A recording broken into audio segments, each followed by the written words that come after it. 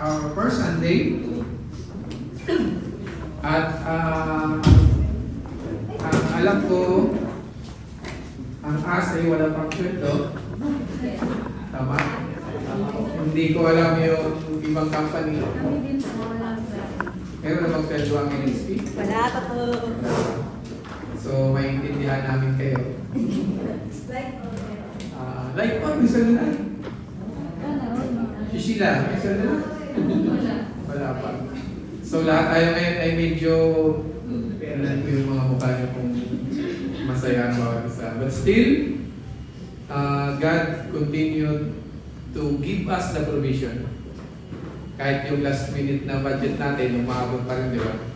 Sa ating sweldo. And because of that, God is really good. God is great. So, today is November 2. Sabi nga kanina ni Sister Yani is nag-celebrate ng All Souls Day, right? So, holiday ngayon sa Pils. Tayo ay November, anong celebration meron ng November sa Taiwan? Wala na, no? Sabi ng mga anak ko, ubos na daw yung holiday next month ulit, December 25. Kaya, pasok man tayo ng pasok ngayon. Walang mayroong double pay na araw. Bago tayo mag-start, tayo po ay muling tumayo para sa ating commitment. Sabay-sabay natin basahin. Today, I will listen to God's word. It empowers me by its instructions and corrections, giving me the strength to take the right direction and leading me deeper into the path of godliness. It was sent so I may be complete and equipped to every good work, to serve men and to glorify God. Now, this month, our topic is about unity. One with Him. Isang napakagandang topic. Unity. Ano ang kabaliktaran ng unity? Division. Sa Tagalog, pagkapawatak-watak. Have you experienced this unity in your family, in your work, especially in your room? Sino dito ang mayroong disunity nararamdaman sa kanilang mga tinitirhan? Yung 30 kayo sa isang kwarto? Meron ganun. Wala naman. Brother Nestor, grabe ka naman, 30. Before nung ako ay nagsisimula pa lang sa aking ministry, sabi ko sa sarili ko noon, sabi ko sa HR namin, kasi dalawa kami sa room. Sabi ko, bakit dalawa kami sa room? Dapat isa lang, engineer kami. Medyo mayabang. Pero nung nag-start na akong mag-ministry, kami ay lumadalaw sa mga dorm, nakita ko yung tinitirhan ng ating mga kababayang Pilipino. Sabi ko, wow. Yung dorm nila, habang maglalakad ka, bakal, tapos yung mga room is parang nilalagyan ng ano, tama ba? Nilalagyan ng mga korti-kortina? Kanya-kanya kayong place, Pag may langit-ngit dito, magigising ka. Sabi ko sa sarili ko, ang kapal ng mukha ko. Wala akong karapatang magreklamo. And because of that, nakita ko na hindi ganun kadali. Sa isang sitwasyon na katulad niya na napakaraming taong nakatira sa isang room, hindi pa natin pag-usapan yung church, no? Yung room nyo pa lang. How can you stabilize or how can you maintain that word unity? Meron bang kinakayang magtimpe dito? O mayroon talagang napapabuntong hininga na lang? It's hard, Mahirap sa isang sitwasyon na iba-iba kayo ugali, tapos 6 kayo, 7 sa isang room. Hindi madaling i-maintain yung unity. Lalo na kung magkakaibang schedule, yung natutulog ka, tapos yung kasama mo may kausap sa phone, hindi madali. Mapipikon at mapipikon ka. Sino rito may roommate na hindi ganun kadaling pakisamahan? Taas ka man. Huwag kang hiya. Wala naman sila.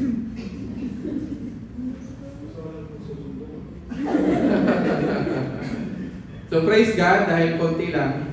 O sinisikap nyo lang makisama. Wow. Praise God.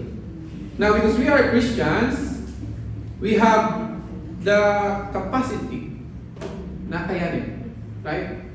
So kaya natin. Amen? Kahit gaano na parang gusto mo ng kaya natin.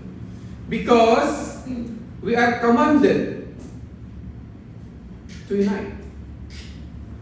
Na makisama.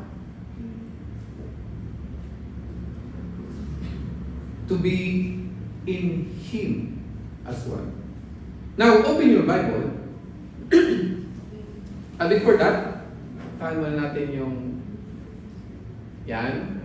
So, nasa text tayo ng Corinthians, 1 Corinthians 12:12.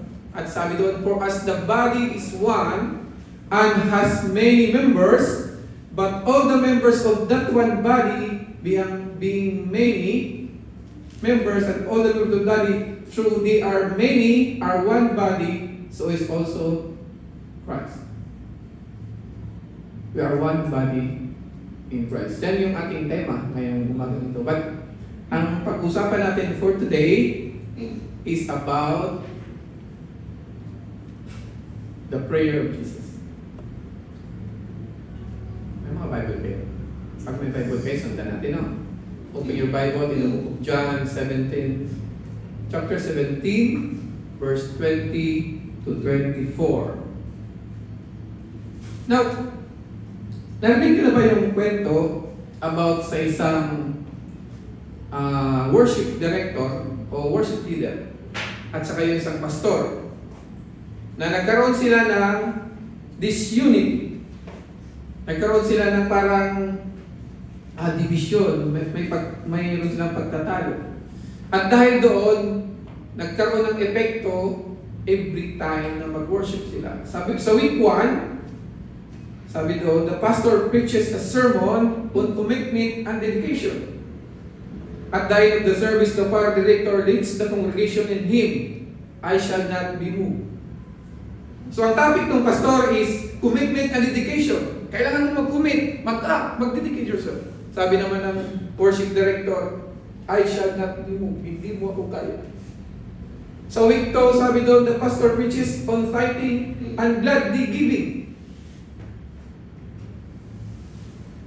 Now, the choir responds with the song, Jesus paid it all. Paano ka magbibigay kung binayaran ng Panginoon Jesus lahat? Amen. So there is always in contrast, may pagkakaiba. Sa week 3, sabi doon, the pastor preaches on the sin of gossiping and watching your tongue. Pawalan niyo yung pagchichismis na kung ano pa. The hymn for the week, I love to tell the story. Laging kabaliktaran. Now, nung week 4, sabi ng pastor, frustrated na yung pastor, the pastor announces, he is considering resigning and asks for the congregation prayers for guidance. The choir immediately breaks into the song, oh, why not tonight? Gusto ko na mag-resign. Sabi ng biglang kinanta ng worship team, oh, narinig yun yung kantang yan? Mga bata pa kayo, ibig sabihin maganda na ako. Oh, why not tonight? Sabi doon sa kanta, if you want to be saved, sabi nung kanta, why not tonight? Bakit hindi na ngayon? Yun yung topic ng kanta. Now, sa week 5, kasi 5 months, 5 Sundays yung isang buwan, malaki sa Shildoy nito, 5 Sundays. Week 5, the pastor formally resigned. Hindi na kaya ng pastor, hindi na pinaya. Stating that Jesus led him to the church. And Jesus is taking him away. Sabi ng pastor, ako, si Jesus na nagdala sa akin dito. Siya rin ang mag-aalis sa akin, sabi ng pastor. Sabi ng choir, the choir concludes the service by singing, "What a friend we have in Jesus." Anong lesson? If there is division, kahit yung worship service natin, apektado. That is why unity is very important to the church. Amen. Sabi doon, pa-close nga pala na. Pakalamigay si Sister Shane. Sabi sa John 17:20-24, "I do not pray for this alone, but also for those who will believe in me through the word, that they all may be one as you, Father, are in me, and I in you, that they also may be one in us, that the world may believe that you sent me. And the glory which you give me I have given them, that they may be one just as we are in one, I in them and you in me, that they may be made perfect in one, and that the world may know that you have sent me and have loved them as you have loved me." Verse 24, "Father, I desire that they also whom you give me, may be with me where I am, that they may behold my glory which you have given me, for you loved me before the foundation of the world." Let's pray again. Father God, thank you for your word, Lord God. Salamat naman sa iyong salita, Lord God. Lord, you desire unity for us. You pray for unity, Lord God. Lord, tulungan niyo kami, gabayan niyo kami, Lord God. Guide us, Lord God, our ways for us to unite, Lord God, especially in this church. Salamat naman that you continue to remind us how important it is yung unity sa aming mga buhay. Salamat naman. And we give back all the glory and honor. In Jesus' name we pray. Amen.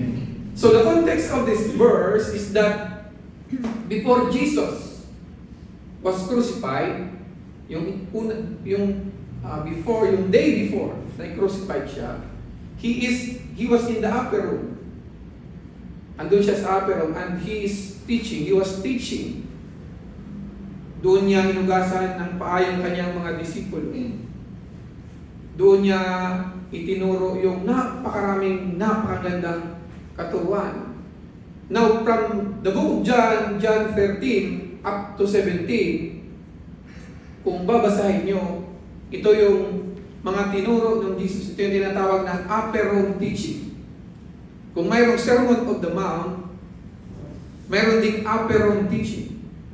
At kung interesado kayo, I want you to decide na balikan natin, basahin natin ang mga chapter na ito.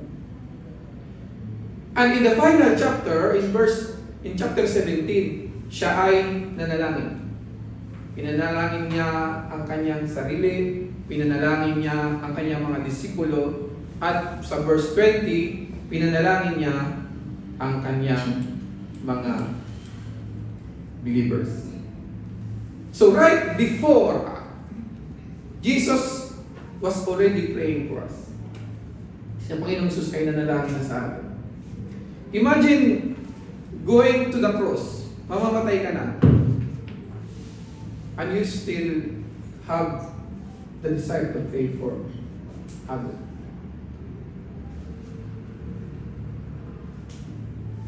So the title of the message today is the prayer for unity. Panalangin para sa pagkakaisa. So noong 2022, famous na famous yung salitang yan. Unity. At maraming ang nabuo.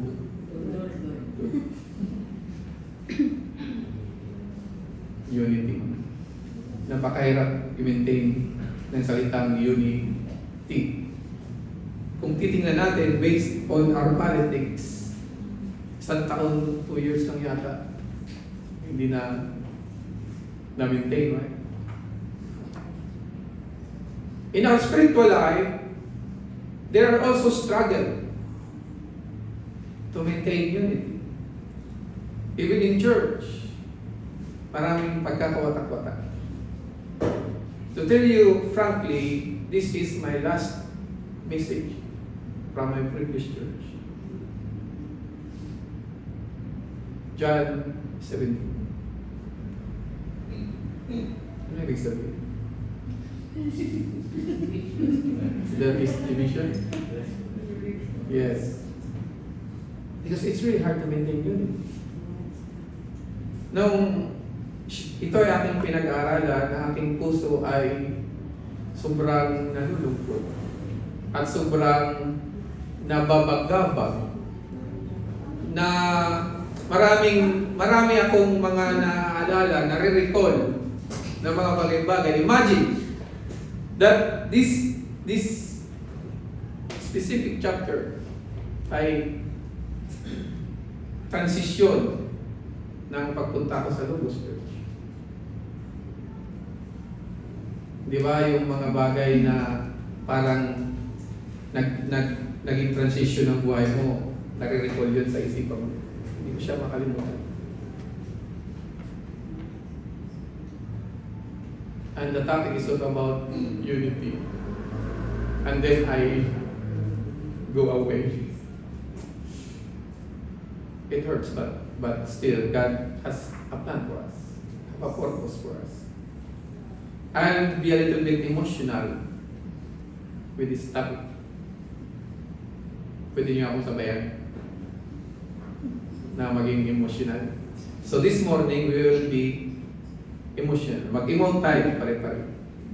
Let us recall the things and the situations and the troubles and the experience in the past that we experience this unity. Habang tayo ay nag-aaral. Amen. So, Lim. Our point number 1 is Jesus prayed specifically for you. When Jesus prayed for the disciples, yung sa mga previous verses, sabi niya, sa verse 20, after niya pinalangin yung mga disciple niya, sabi niya, I do not pray for this alone, but also for those who will believe in me through the word. So pinalangin niya ang kanyang mga disciple and everyone in the future. That means, tayo yun. That everyone in the future who will believe in me through the word. So sa salita ng mga apostol, ng mga disciple, na sinulat nila sa Biblia, at ipinahayag ng mga preachers, ng mga evangelists, ng mga nagsishare ng Word of God, we believe. Tayo ay naniwala. Kaya tayo nandito. And we accepted the Lord Jesus Christ. Imagine that our Lord Jesus prayed for you. Di ba masaya tayo pag mayroong nanalangin sa atin, ka-workmate natin? Kaya nga sa strategy, lahat pinupuntahan, parang kapatid, ganito, panalangin. We are very happy, we are joyful if somebody is praying for us. Imagine the Lord Jesus Himself praying for us. Masarap sa pakiramdam. That your being a Christian today is not an accident.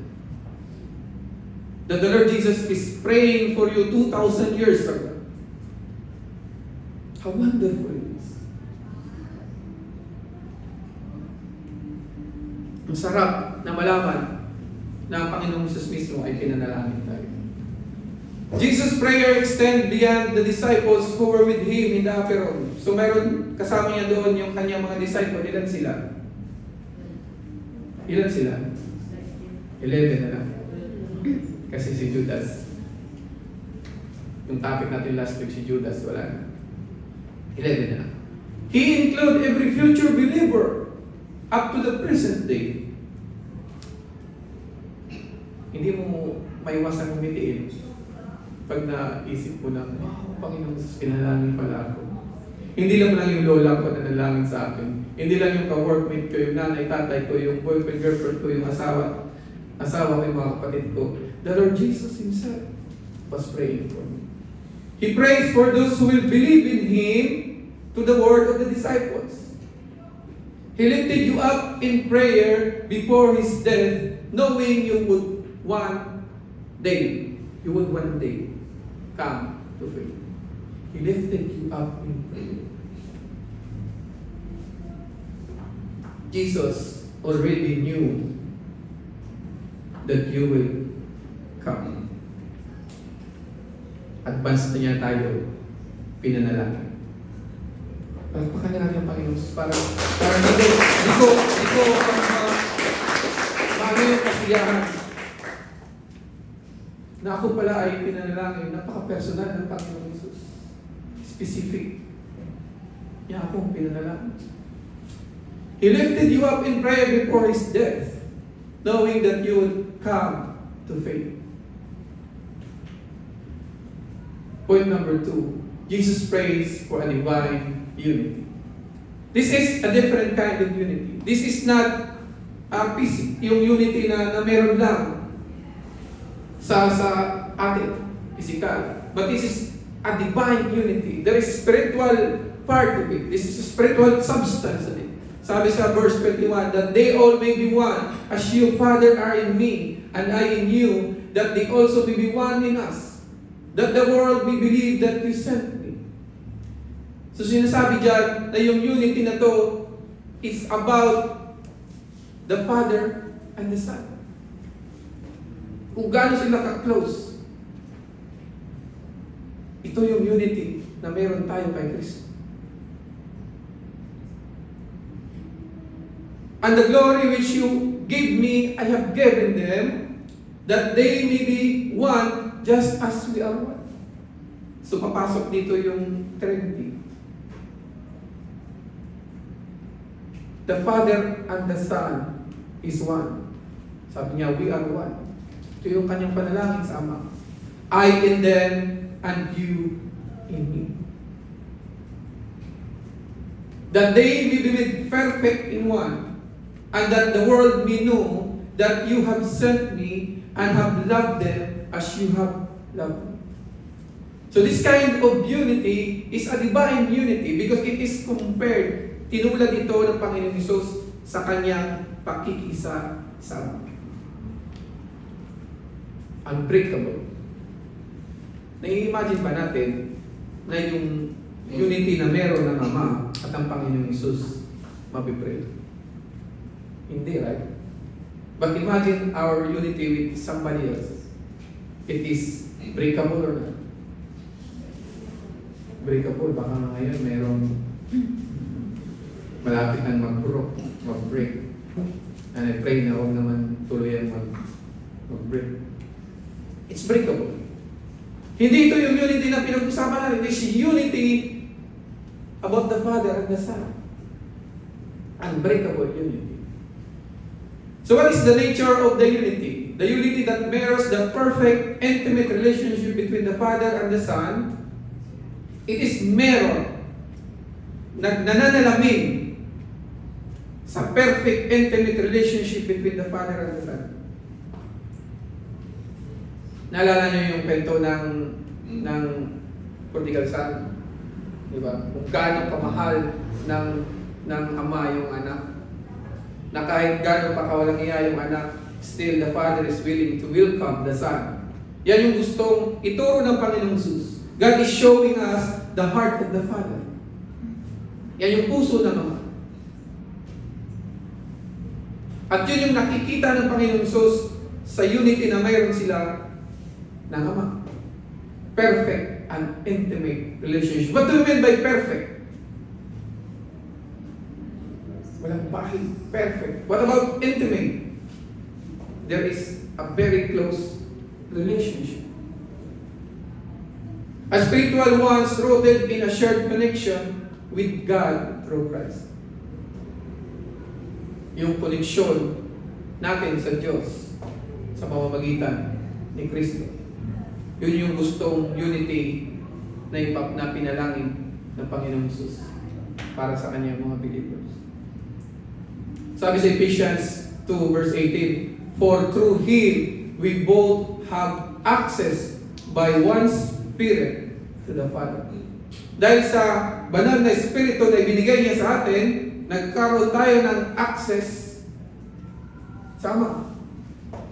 Dahil sa ginawa ng Panginoong Hesus sa krus ng Kalbaryo, Nagkaroon tayo ng access sa Ama. So we are already one with Him. There's already unity sa atin, sa Ama at sa Anak. Why? Because the Holy Spirit is already within us. Amen. That is the nature of the unity. What is the purpose of the unity na pinanalangin ng Panginoong Hesus sa kanyang mga tagasunod? That the world will believe and know that you sent me, sabi ng Panginoong Hesus, and have loved them even as you have loved me. Para daw malaman ng sangkatauhan na ang anak ay ipinadala ng Ama.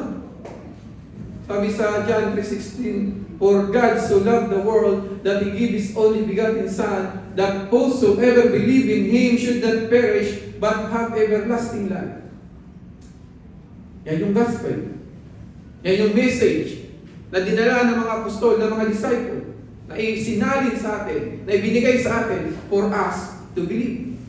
Para maniwala tayo and for us to accept the Lord Jesus Christ. Lahat tayo tumanggap. Amen. Lahat tayo in-evangelize. Lahat tayo tumanggap ng gospel. At dahil tayo tumanggap, naging Kristiyano tayo. Yun yung purpose. The problem today is maraming mga nasa labas na nakikitaan tayo ng disunity. Sabi ni ng Indian si Gandhi, sabi niya, ang mga Christian okay naman. Ang turo ng Kristiyano is okay, maganda, tama. The problems are yung mga Kristiyano mismo ay nakikitaan ng hindi okay. Nakikitaan ng disunity. So yung purpose natin na dapat ipakita natin sa labas sa mga hindi pa Kristiyano na tayo ay together with Him in one and that the church is unite. Pag nakitaan tayo na tayo nag-away-away, anong nangyayari? Pag sinabi logos, ano kaya ang sasabihin o sinasabi ng paligid natin?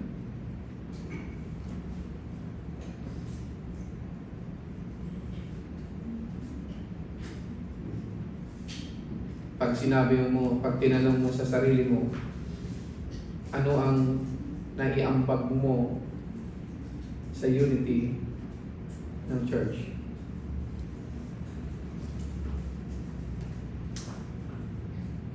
Meron naman siguro, no? Right? And I really believe, I observed you for almost more than a year. And I really saw unity in the church. Nakita ko yung unity. Hindi ko pa nakikita yung pag-aaway-away. Siguro, late na akong dumating. And I really pray that you will continue for that unity. Sikapin natin. Although in the past, meron tayong mga struggle. Because it's really hard to maintain unity. But still, our goal should be to unite and have fellowship with our co-believers. Lalo na sa ating kongregasyon. Sikapin natin na magkaroon sa isipan natin na kailangan kong hindi maging black sheep sa family. Kailangan kong hindi maging pasaway sa family. Kailangan kong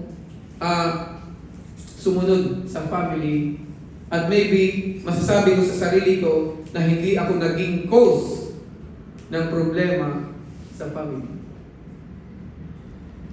But even if we fall short of that, kung nakagawa man tayo ng problema na nagbigay ng disunity, there still have a chance for us to act and to unite again. Amen.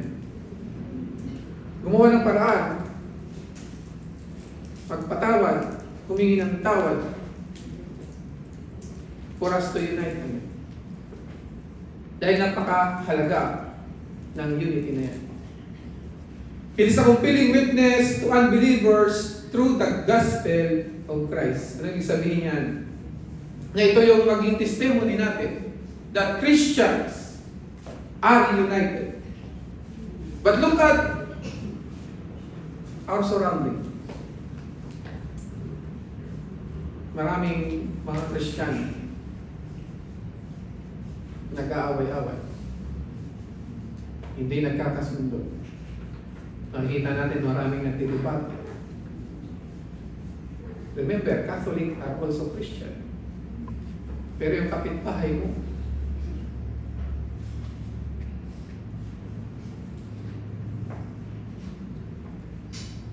kaya pangatawan na natin. That's our purpose, is to unite, not to divide. Amen. Amen. Mahalaga na ilagay natin yan sa ating puso at isipan. We cannot control the action of others. The only thing that you can control is yourself and how you respond and how you react. Hindi natin kaya kontrolin yung ginagawa ng mga tao sa paligid natin. But because Jesus is already praying for you to unite and to be in unity,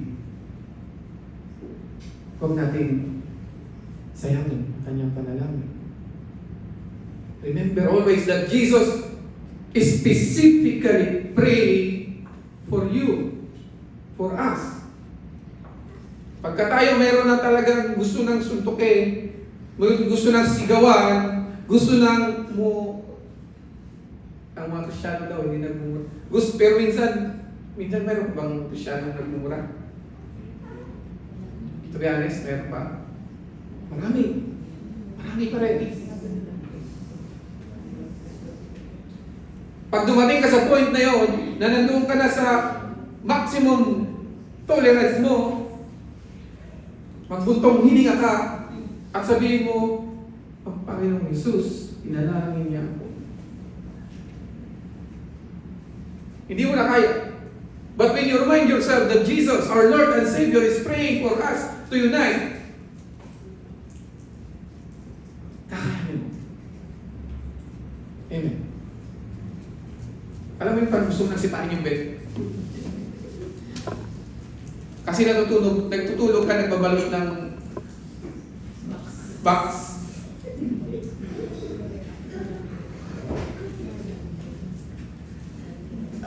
Ang hirap.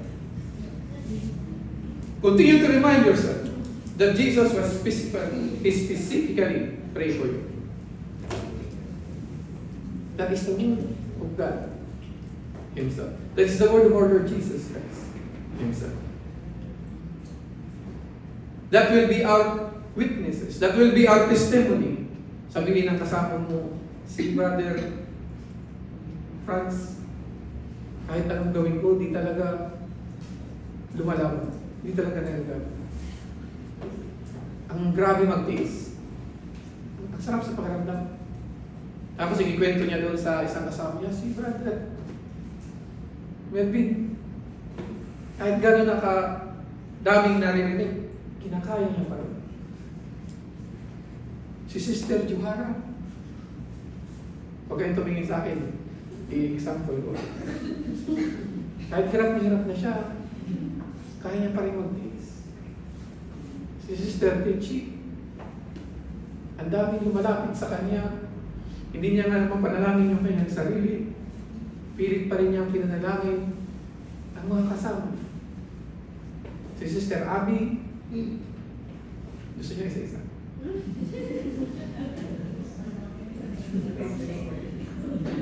Si Brother Nico, nag-start na siya maging gano'n. Si Sister Jane, Kahit na napakahirap na, kaya niyo pa rin lumaban. Si Sister Shana, kahit na gusto niya ng sumimangot, pilit niya pa rin ngumiti. Si Sister Grace, si Sister Shane, Sister Manny, at tayong lahat, Sister Sheila. Dalawa yung Sheila. Iba lang yung spelling.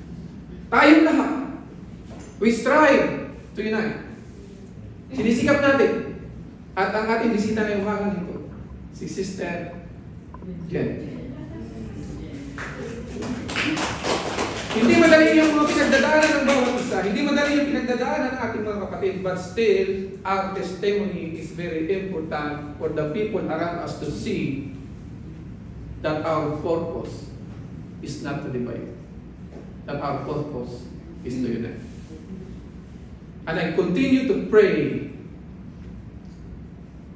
that we will remember that specific word of the Lord Jesus Christ.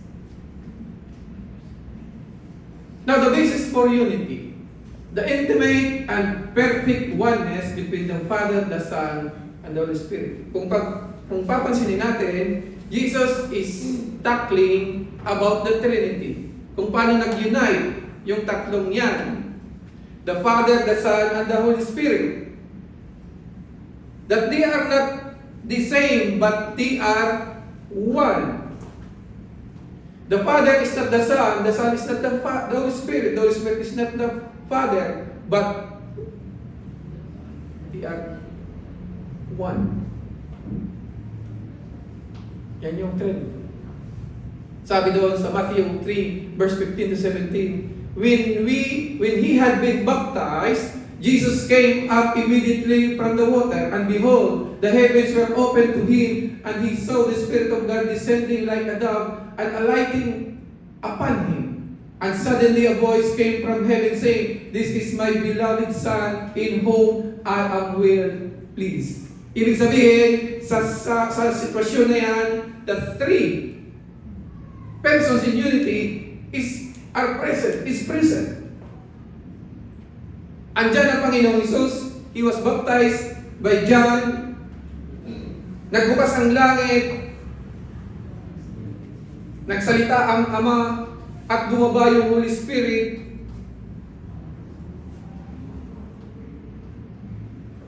So, in that situation, nakita natin yung Trinity. Yung oneness nila. Kung gaano kahalaga yung baptism ng Panginoon Jesus. Have you been baptized already? Lahat ba tayo na-baptize na? Taas na kamay yung hindi pa nababaptize. Siya na? Sino pang hindi nababaptize? I really continue to pray that one day sa ating mga buhay, we will stand by our testimony na tayo ay magpabaptize.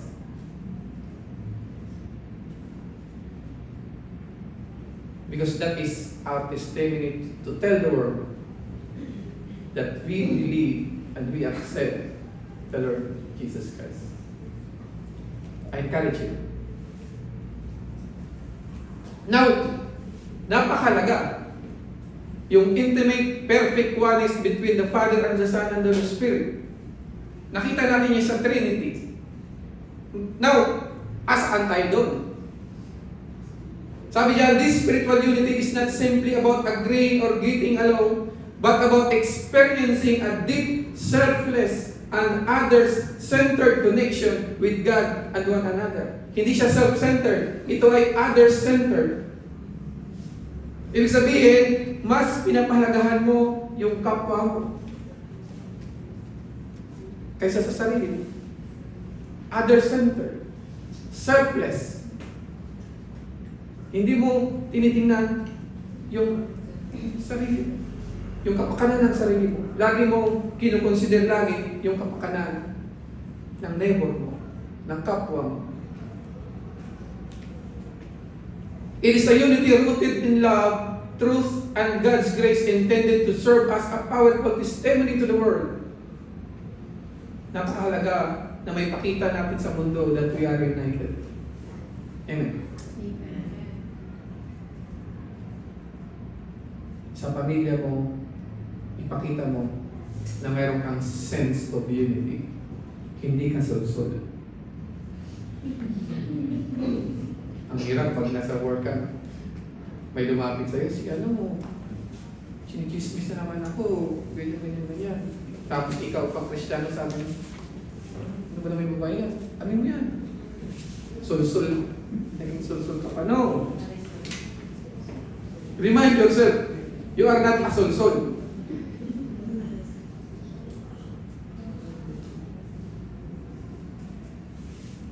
You have a testimony na dala-dala. Remember yung pinag-aralan natin, yung binaba ng mga kaibigan niya, ilagay sa paanan ng Panginoong Hesus at pinagaling. Ang sabi ng Panginoong Hesus, get up, lift up your mat, and walk. So, dala-dala niya yung mat niya. Ano yung sabihin nun? He was lifted up, his testimony. Why? Because along these years ng kanyang buhay, yung mat na yun, ang kanyang sandala, ng kanyang higaan, ng kanyang doon siya nakandusay. But now, iniangat niya na yung kanyang testimony. Sinasabi niya, ako ay magaling na, I am already healed.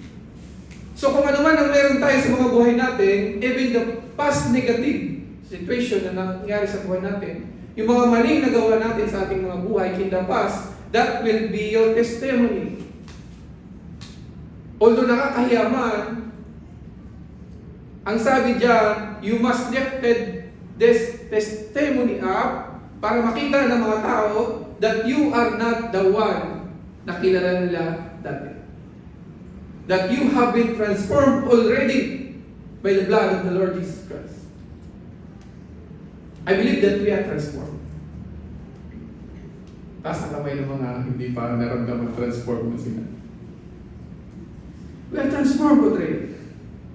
At lagi natin sinasabi that we are living as a new creation. Sabi niya, Jesus prays for a future of glorious communion, the believer's ultimate destination. Sabi sa last verse, Father, I desire, mabasa niya. Father, I desire that they also whom you give me may be with me where I am, that they may behold my glory which you have given me, for you loved me before the foundation of the world. The believer's ultimate destinations. Yan pala yung gustong ipanalangin ng Panginoong Hesus, na gusto niya tayo makasama. Sabi niya, nanalangin ako na si Sister Mani ay kikilala sa akin na magiging believer. Hindi lang para sa kanya, kung hindi para sa akin, para makasama ko siya kung saan man ako naroon. Saan naroon ang Panginoong Hesus ngayon? He was seated at the right hand of God. Siya ay nasa langit at tayo ay inaantay na niya. And that is our ultimate destination. Jesus expressed His final deep desire for His followers to be with Him and to see His glory in heaven. Kaya pala tayo pinanalangin ng Panginoong Hesus dahil gusto niya tayo makasama sa langit. Kaya mayroon ka pa dapat alalahanin sa sarili mo. Pag hindi mo na kayang magtiis, gusto mo nang magwala, palalahanan mo yung sarili mo na ang Panginoong Hesus is waiting for you.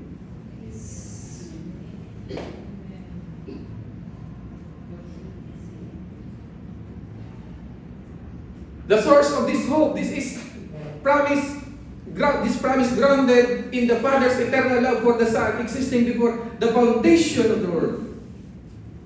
So yung pagmamahala ng anak at ama was already existing before the foundation of the world. Bago pa nilikha ang mundo, andoon na yung unity ng ama. Provides immense hope for the believers, assuring them of the future. Wala ba, bro? Yung eternity natin in heaven. Yan yung pinanalangin ng Panginoon Jesus. Imagine someone praying for you at sinasabi niya, inaantay na kita. Imagine it as a woman naman. Hindi ka ba kikiligin? Parang nakakakiligin ang Panginoon Jesus, inaantay ka. Kung ikaw nasa panahon na still waiting, imagine someone is praying for you. Inaantay ka niya. Kinikilig ako. And this is not just a man. This is not just a woman. It is the Lord Jesus Christ. Ang puso ko parang sarap sa pakiramdam. Kaya niya, pinanalangin niya dahil gusto niya tayong makasama. Gusto tayong makasama ng Panginoon. Sabi sa 1 John 1 verse 3, what we have seen and heard, we proclaim to you also, so that you too may have fellowship with us, and indeed our fellowship is with the Father and with His Son Jesus Christ. Our fellowship is with the Father and with His Son Jesus Christ. Yun yung meron tayo. Dahil tinanggap natin ang Panginoong Jesus as our Lord and Savior. Are you happy? Amen. Hindi tayo nagkamali. Are you joyful? Nagagalak ba ang ating mga puso? Amen. That the decision that you made. Kasi dumating tayo dun sa point na yun eh. Na nag-decide tayo kung tatanggapin ba natin ang Panginoon Jesus or not. But we said, yes. And because of that, ang Panginoon Jesus, inaantay niya tayo in heaven. I'm really looking forward for that hope. Kung wala ka ng ibang pwede pang gawing motivation at pag-asa, I think that is the best hope for us to remember. Amen. Now, our conclusion is that I pray that we in Logos Church as believers and followers of Jesus will unite in embodying Jesus' prayer for unity. Kaya natin. Ano ibig sabihin ng embodying? Pangatawanan. Embody, tama bro? Tagalog ko? Pangatawanan. Embody, pangatawanan. Wala lang, naisip ko lang. Hindi ko pa na-search. Bro, pa-search sa dictionary, baka mali ako. Embody, kaya pangatawanan. Unite. It is an act. Unity is a goal, but unite is an act for you to uphold the love of Christ in all interaction. Kahit anong sitwasyon, kahit anong interaction, you need to uphold the love of Christ. Huwag kang makipag-road rage. Pag may nag-cut sa'yo, I need to uphold.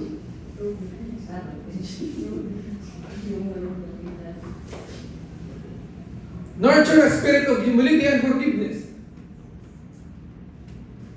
Be humble. Hindi talaga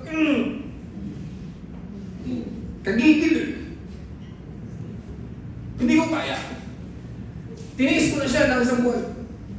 1 month and 1 day na, kaya ko ng 1 year na ako nagtitiis. Sabi siya, be humble. And forgive. Forgiveness.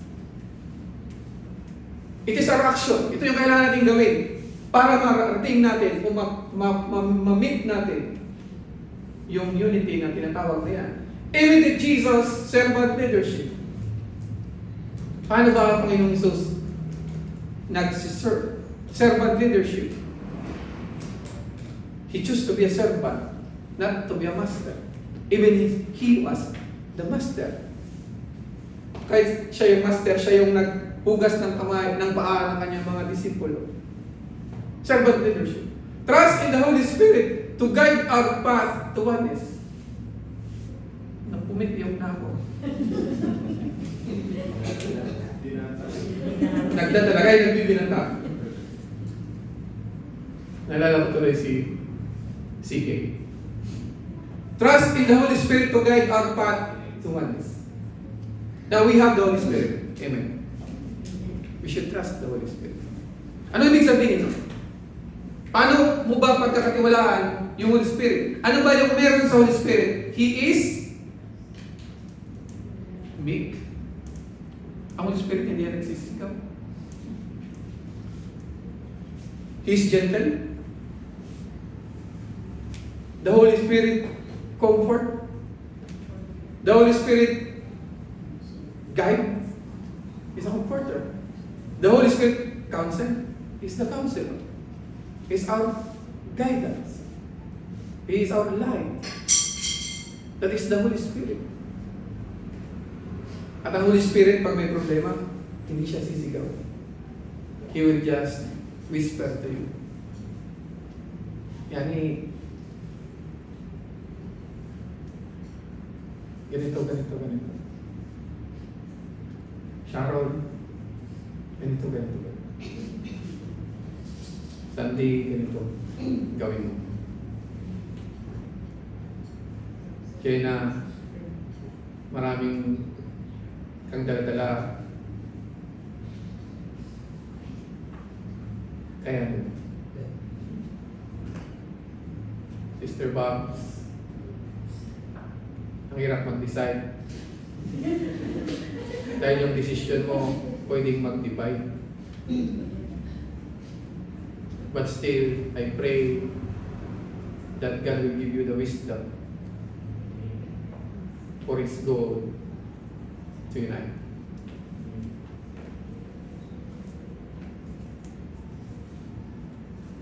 Sister Sassy, continue with the journey, even if it's hard. Ganun yung Holy Spirit. Hindi ko alam hindi mo napapanggin yung lahat kasi ako din nag-level mo. But that is the voice of the Holy Spirit. And that is what we call unite. Sabihin mo sa tabi mo, unite. Good night. Unite. Amen. Starting today, I really pray that we continue to unite. And I will continue to monitor our unity. That means if you have problem with everybody else, talk to us. Because we will strive for unity. Yan yung topic natin for this month. Parang hindi naman okay ang topic natin, unity. Tapos tayo nag-away-away. Panindigan natin. Pagkatawanan natin even for this month. Okay? Kaya natin? Ang request ng ating Pastor John, that this month, last month is we are joyful, right? Now, this time is we unite. Kaya? Yes. Taas nga kami.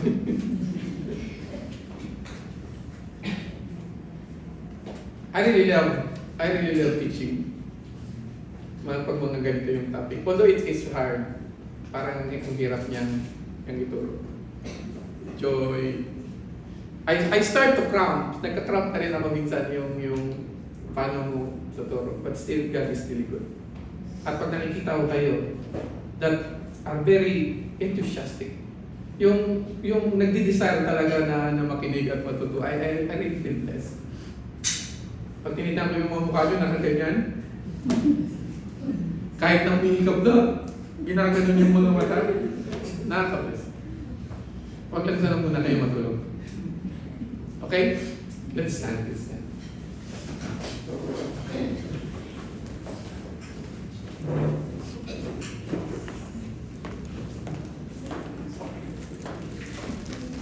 Now, unity is for our benefit. Para sa benefits natin yan. And we continue to expand this word. Not just only for our church, but also for our family. For our dormmates and workmates. I-expand natin yung coverage ng unity na meron tayo. And we continue to pray that we will be not a cause of division, that we will be a person that is striving for unity. Because that is the prayer of our Lord Jesus Christ. Before I end, I want to read again. Because like I tell you before, ito yung huling itinuro ko in my previous church. And this is also the last chapter that I read and teach in my previous church. And I want to read it again today. John chapter 17, verse 1. Jesus spoke these words, lifted up his eyes to heaven, and said, Father, the hour has come. Glorify your Son, that your Son also may glorify you. As you have given him authority over all flesh, that he should give eternal life to as many as you have given him. And this is eternal life, that they may know you, that only through God and Jesus whom you have sent. I have glorified you on the earth. I have finished the work which you have given to do. And now, O Father, glorify me together with yourself, with the glory which I had with you before the world was. Jesus prays for the disciples. I have manifested your name to the men, whom you have given me out of the world. They were yours. You give them to me, and they have kept your word. Now they have known that all things which you have given me are from you, for I have given to them the words which you have given me, and they have received them, and have known surely that I came forth from you, and they have believed that you sent me. I pray for them. I do not pray for the world, but for those whom you have given me, for they are yours, and all mine are yours, and yours are mine, and I am glorified in them. Now I am no longer in the world, but these are in the world, and I come to you, Holy Father, keep through your name those whom you have given me, that they may be one as we are. While I was with them in the world, I keep them in your name. Those whom you give me, I have kept, and none of them is lost, except the son of perdition, that the scripture might be fulfilled. But now I come to you, and these things I speak in the world, that may have been my joy fulfilled in themselves. I have given them your word, and the world has hated them, because they are not of the world.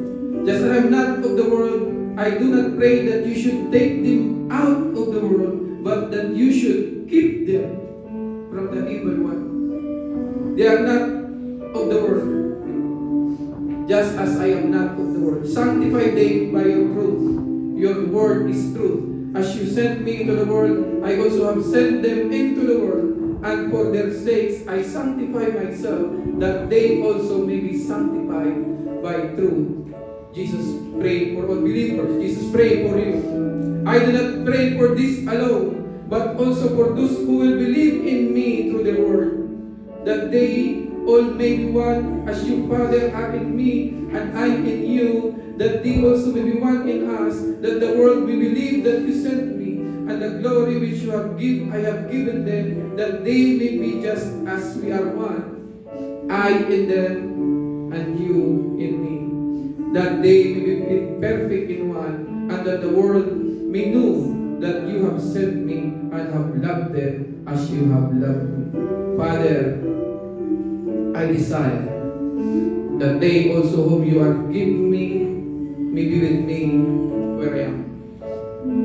Inaantay tayo ng Panginoon Jesus. That they may behold my glory, which you have given me. For you loved me before the foundation of the world. Oh, righteous Father, the world has not known you, but I have known you. And these have known that you sent me, and I have declared them your name, and will declare that the love with which you love me may be in them, and I in them. Father God, we thank you, we glorify you, and we honor you, because you love us so much. Lord Jesus, we glorify you, because you love us so much. Holy Spirit, we glorify you, because you love us so much. Father God, continue to bless these people. Continue to guide them, protect them. Sa lahat ng lugar, saan man sila pumunta, saan man sila naroroon. Lord, continue to expand your blessings to their family, to their loved ones, Lord God. Lalo-lalo na sa kanilang mga mahal sa buhay. Salamat, Ama, and give back all the glory and honor. In Jesus' name we pray, and everybody say, Amen and Amen and Amen and Amen. Now, we will continue for our Holy Communion. Now, I think everybody is familiar with the road to Emmaus. Noong ang Panginoon Jesus ay nabuhay muli, siya ay naglalakad. May lumapit na dalawang lalaki na nalulungkot. At sabi sa Bible, Jesus expound the word from the Old Testament up to him, the New Testament. But they never knew that it is Jesus. Hindi nila alam na ang Panginoong Diyos pala ang kanilang kasakasama. Now, paano nila nalaman? In the book of Luke, chapter 24, verse 30, sabi doon, when he was at the table with them, he took bread, gave thanks, broke it, and gave it to them. Bro, pabigay natin sana. Then their eyes were opened, and they recognized him. And he disappeared from their sight. They asked each other, were not our hearts burning within us while he talked with us on the road and opened the scripture to us? How they recognize the Lord Jesus? Paano nila na-recognize ang Panginoong Jesus? When he took the bread and give it to them. Paano nila nakilala ang Panginoong Jesus? Because they saw the hole in his hand. Ang butas ng pagkapako niya sa krus. The moment he distributed the bread. Father God, thank you. Lord Jesus, thank you. Salamat. Nasa iyong pagpapako sa cross, by your stripe, we are healed. By your stripe, we are healed. When, on the night in which he was betrayed, our Lord Jesus took the bread, and then he gave thanks, he broke it, and said, take and eat. This is my body, which is broken for you. As you take the bread in your hand, I want you to say this after me, Lord Jesus. Thank you for your body that was broken for me. By your stripes, I am healed. Ano man ang karamdaman ko ngayon, ang dahil sa katawan mo, Panginoon Jesus, that was broken, ang kagalingan na nagmumula sa iyo ay aking tinatanggap by faith in Jesus' name. Let's partake.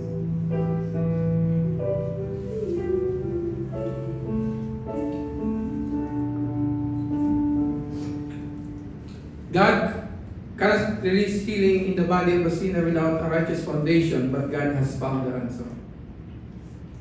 God has found the righteous foundation, and the blood that we demonstrate right now has been shed. Regardless of how much you think you'll sin against God, how far away you are from God, if you come trusting the work of His Son, the blood that has been shed, God has a righteous foundation to heal your body. Amen. God wants you well and healthy. Now, Jesus took the cup and said, "This blood of the new covenant." This is the cup. It's the blood of the new covenant for the forgiveness, the sending away, the remission of sins. In other words, when you drink this cup, you must not drink conscious of your sins still in your body, but you must drink conscious that it is sent away by the blood of the Lord Jesus. You may drink.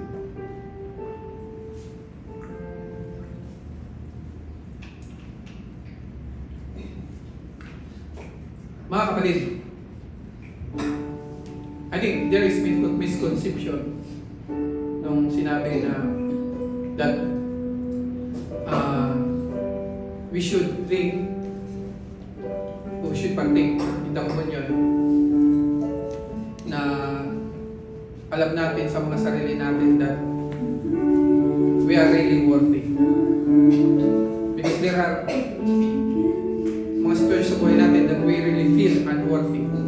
Pero kung pag-aaral natin yung Bible, sabi doon, partake it with in an unworthy manner. Ibig sabihin, pinag-usapan doon how you partake. That's why when you partake the Lord's Supper, the Holy Communion, the bread and the wine, make it into yourself yung desire kung ano yung gustong gawin ng Panginoon sa ating mga buhay. And that is one and foremost that He wants to heal us. Kahit anumang sakit na meron tayo, He wants to heal us. Everything, emotionally, physically, spiritually.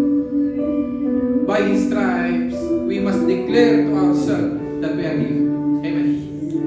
That's why I encourage you always that we need to attend every first Sunday. Napaka-importante that we must partake the Holy Communion even once a month. Because the disciples, the early believers do it every day. Tayo, once a month lang. But still, we should dream that tayo ay papagaling. Amen. Are you happy? Praise God. Now, pwede tayo umupo.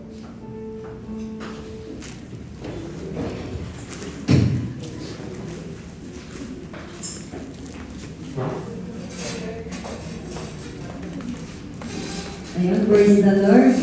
Na-bless po ba tayo sa araw na ito, mga kapatid? If we are blessed, pwede po ba tayo tumayo? Kaya, paano nga? Alam niyo po, ano ba? Paano ba ito? Hindi alam mo. Ano mo? Siya lang. Yan ang mas. Sige, sige. Nasa Oo, iyo? pindutin mo. Sa baba po. So, alam niyo po ba itong kanta na ito, mga kapatid? So, ang tono po ng kanta na ito is, kakatayin po natin siya ng 4 beses. Ang tono po ng kanta na ito is, mabigat tayo sa Panginoon, tayo ay mabigat. Sige po, sabay-sabay po. Unity po, unity po. So, 1, 2, 3, go! Magbigay tayo sa Panginoon, tayo ay magbigay. Magbigay tayo sa Panginoon, tayo ay magbigay. Magbigay tayo sa Panginoon, tayo ay magbigay. Yes, Lord. Praise the Lord. Sige, muna natin mga kapatid. So, ito po ay, di ba gandang kantahin mga kapatid? Narinig ko po to sa church nila din.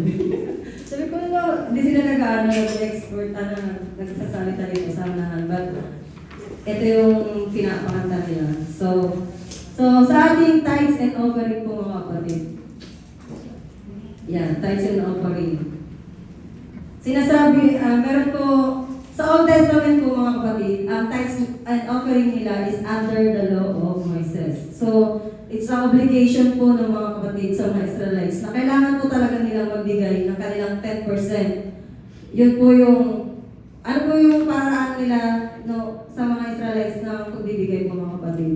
Isa po dyan is, yung, sabi sa Leviticus 27:30, ang ikang-10 bahagi ng lahat ng ani ay para sa Panginoon. So, yung sa kanilang mga pananim po is yung first na ani po ng kanilang mga tanim o ng mga crops, yun po yung 10% po na yun ay binibigay po nila sa ating Panginoon.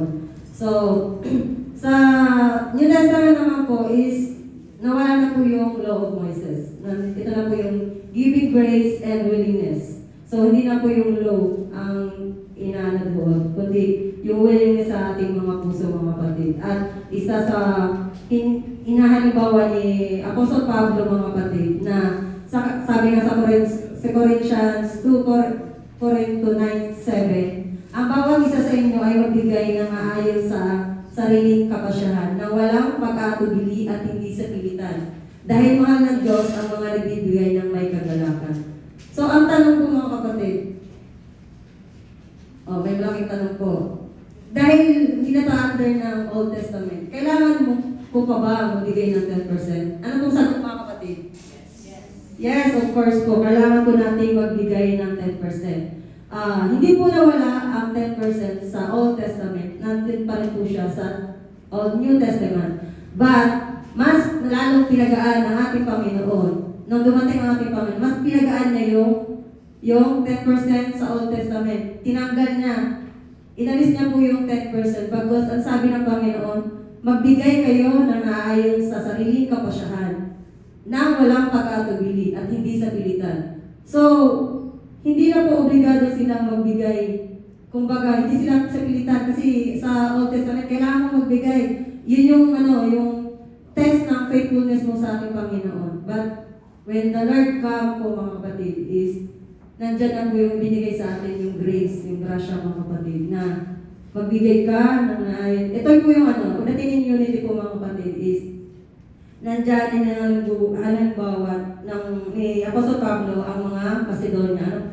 Paano po sila magbigay ng mga kapatid? Nandyan yung willingness nila pang mga kapatid na nag-unite sila, nag-aambag sila ng pagbibigay para makatulong sa mga churches po mga kapatid.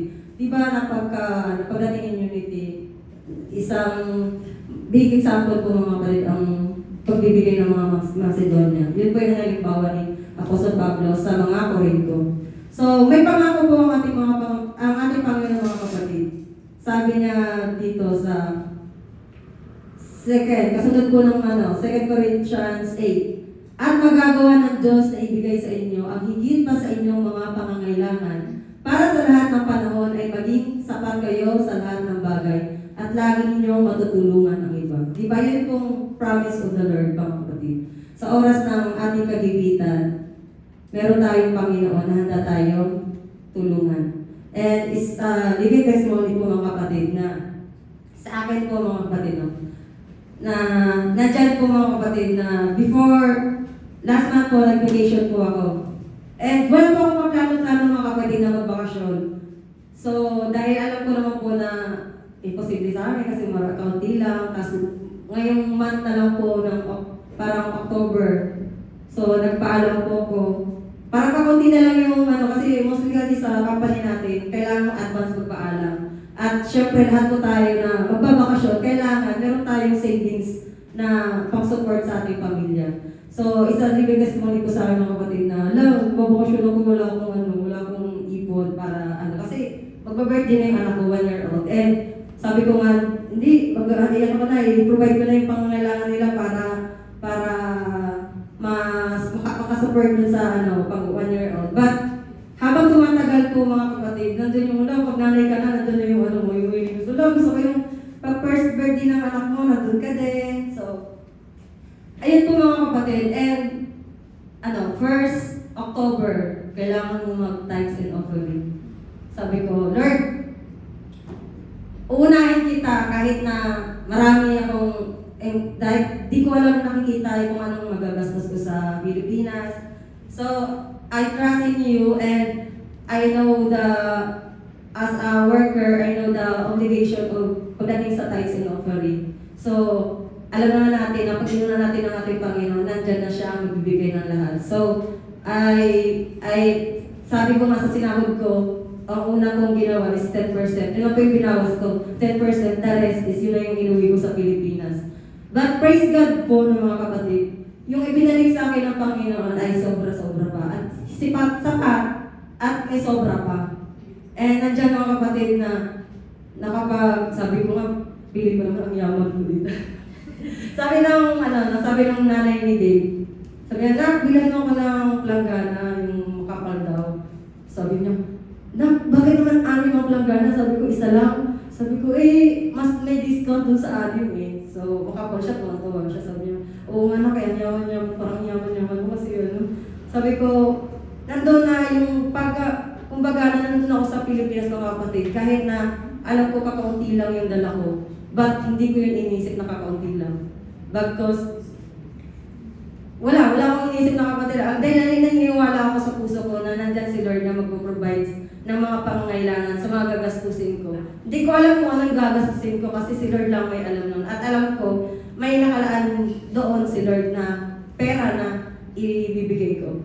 But praise God, nung nandun ako, dumating yung tax ni Dave. Ayun, sabi ko, biyaya. And umuwi po ako mga kapatid, may bakot pa akong malaking halaga. Sabi ko nga kay Bobs kahapon. Nagreklamo sa akin si Dave kahapon. Sabi niya, ang dami mong pera sa wallet, mo wala ako binigyan. Kasi iniisip ko mga kapatid na baka sakaling, kung baga may agad yan, hindi natin malalaman, handa tayo kasi nandun tayo sa Manila. At sabi, praise God po mga kapatid, nakapagdalawang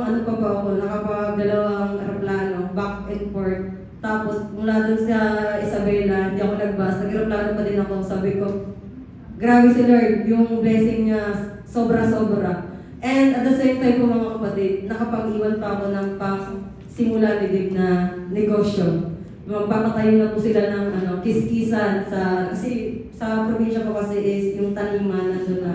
So wala pa po sa kanilang nagpapatayo ng kiskisan ng palay. So nandun po mga kapatid na sabi ko sa Panginoon na yung the rest, naniniwala ko na ikaw ang magpo-provide ng mga pangangailangan pa.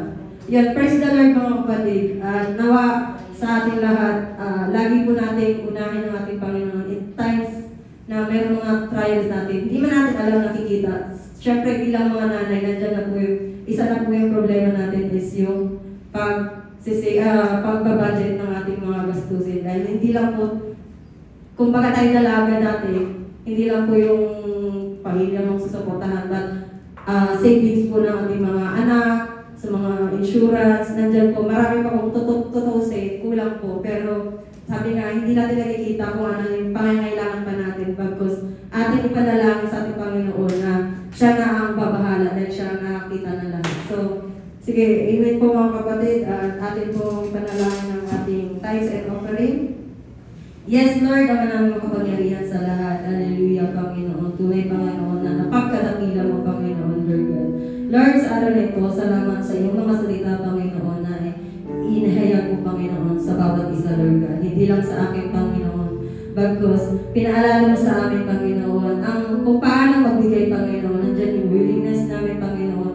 Yung puso mapagbigay, Panginoon, na wala kaming iniisip na kung anong pangangailangan, bagkus ito'y makatulong lamang para sa iyo, Lord God, sa iyong mga gawain, Lord God. Lord, bless this aming mga kaperahan, Panginoon, na magamit lamang, Panginoon, sa iyong sambahan, Panginoon, na magamit lamang, Panginoon, sa iyong ministry, sa paglago ng iyong ministry, Lord God, at na ipoprovide sa mga aming mga pastor, Panginoon, na sa ngayon ay nangangailangan ng iyong mga tulong, Lord God, at sa mga kapatiran na nangangailangan. Lord, gabayan niyo po ang bawat isa, Panginoon. Lalo na, Panginoon, sa aming mga first-timer pa, Panginoon, na hindi pa alam, Panginoon, kung paano ako magbigay, Lord God. But cause, Panginoon, turuan niyo po sila, Panginoon, kung paano ang tamang pagbigay, Panginoon, Lord God. Ito ay magsisimula sa maliit pa mga Panginoon hanggang sa matuto at na sila, Panginoon, kung paano ang tamang pagbigay, Lord God. Lord, i-bless niyo po, Panginoon, ang aming mga kapanis, Panginoon, Lord God. Na sa ganun, Lord God, ay mabless pa po kami, Panginoon, na may ibigay pa kami sa inyo, Lord God. Lord, salamat, Panginoon, sa iyong lahat, Lord God. Dahil kayo po ang nakakita ng aming mga pangangailangan sa araw-araw, Lord God. Kayo po ang Panginoon, Lord God, nakakita, Panginoon, because, Lord, sa iyo namin pinagkakatiwala ang lahat ng ito, Lord God. Sa iyo, ang papuri at pasasalamat. In Jesus' name we pray. Amen.